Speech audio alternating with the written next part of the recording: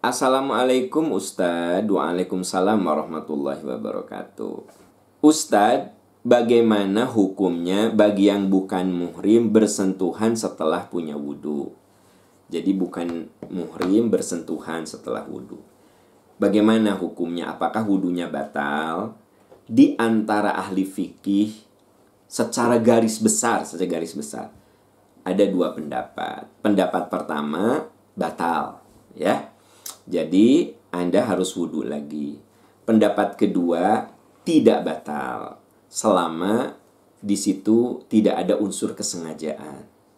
Misalnya Anda sudah wudhu, ya, ngasih uang parkir nempel ke tukang parkir, sama sekali tidak ada kesengajaan, maka itu tidak membatalkan wudhu. Nah, di antara dua pendapat ini dua-duanya juga ada alasan.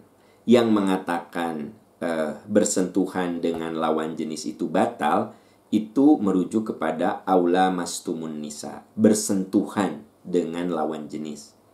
Tapi juga ada yang mengartikan bersentuhan dengan lawan jenis di situ bukan sentuhan biasa, tapi maksudnya hubungan intim. Karena Al-Quran itu kalau menggunakan kata-kata hubungan intim selalu menggunakan bahasa santun.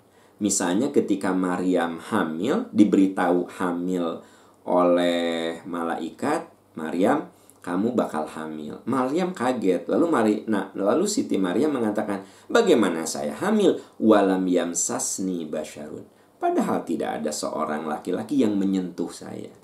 Artinya menyentuh di situ ya sentuhan yang membuat dia hamil, yaitu hubungan intim. Saya nggak pernah hubungan intim. Kok bagaimana saya hamil? Gitu kalau bahasa kasarnya. Tapi Quran menggambarkannya dengan bahasa yang sangat indah. Bagaimana saya hamil? Disentuh perempuan, disentuh laki-laki. Saya belum pernah bersentuhan dengan laki-laki. Saya nggak pernah berhubungan intim. Nah gitu. Nah jadi bagi Anda yang berpendapat bersentuhan dengan lawan jenis itu batal, itu ada alasannya, ada dalilnya. Bagi yang berpendapat tidak berbatalkan juga, itu ada alasannya. Saya kembalikan kepada keyakinan Anda masing-masing. Tapi secara pribadi, saya lebih cenderung bahwa bersentuhan dengan lawan jenis selama tidak ada unsur syahwat, itu lebih karena bersifat sebut sajalah accident ketika ibu bayar parkir atau tak sengaja bersentuhan dengan laki-laki yang bukan muhrim di kantor, kan gitu. Kalau menurut hemat saya sih itu tidak membatalkan secara pribadi. Tetapi saya kembalikan kepada keyakinan Bapak Ibu, kalaupun ada yang mengatakan batal, memang di antara ahli fikih ada juga yang berpendapat seperti itu, ya. Nah, yang jelas selama tidak ada syahwat, tidak ada batal di situ. Apalagi suami istri, ya. Bahkan Nabi itu kalau mau pergi ke masjid, karena Rasulullah yuqabbilu ba'dha nisaihi tsumma yusalli wa lam yatawadda. Nabi itu kalau mau pergi ke masjid, beliau mencium istrinya dan tidak berwudu lagi. Itu sun sayang, ya. Kalau bapak mau ke kantor, mah aku pergi ya, tempel pipi kiri, tempel pipi kanan, sun dahi. Itu kan sama sekali bukan ciuman syahwat. Atau bapak mau pergi ke masjid, mah aku pergi ke masjid ya. Anda tuh udah punya kebiasaan kalau keluar rumah, tempel pipi kiri, tempel pipi kanan, atau sun pipi kiri, sun pipi kanan istri. Nah, Nabi Muhammad SAW tuh punya kebiasaan begitu. Jadi beliau kalau mau pergi keluar rumah, selalu mencium istrinya. Nah, itu menggambarkan bahwa kedekatan itu dengan bahasa nonverbal selalu dijaga oleh Rasul.